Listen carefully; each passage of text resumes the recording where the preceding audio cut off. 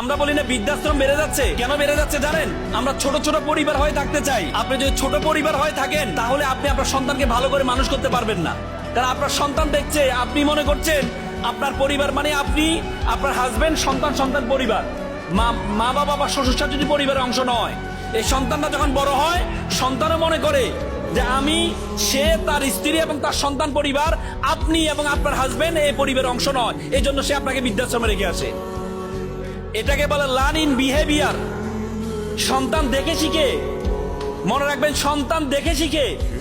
সন্তান একবার একটা ইঞ্জিনিয়ার, ছেলে ইঞ্জিনিয়ার হয়েছে, আমেরিকা একটা ইঞ্জিনিয়ার হয়েছে, তার বাবা মারা গিয়েছে।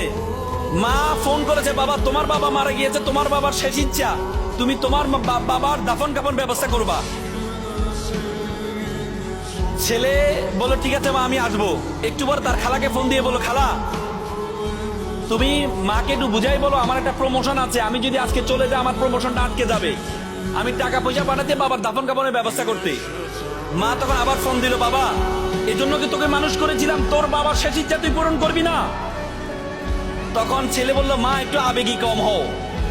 আমি যখন ক্লাস 4-এ পড়ি তখন আমার দাদা মারা গিয়েছিল, আমি আমার লাশের পাশে শুয়ে কান্না করছিলাম, তুমি আমাকে টেনে ইসরে স্কুলে নিয়ে গিয়েছিলে।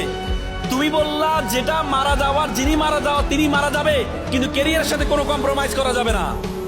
সেদিন থেকে আমার মাথা সেট হয়ে আছে, ক্যারিয়ারের সাথে কোনো কম্প্রোমাইজ করা যাবে না। আজকে যেহেতু আমার ক্যারিয়ারের প্রশ্ন, আমি ক্যারিয়ারের সাথে, যিনি মারা যাওয়ার মারা গিয়েছে, ক্যারিয়ারের সাথে আমি কোনো কম্প্রোমাইজ করতে পারবো না। মনে রাখবেন, আপনার সন্তান আপনার থেকে দেখে শিখে।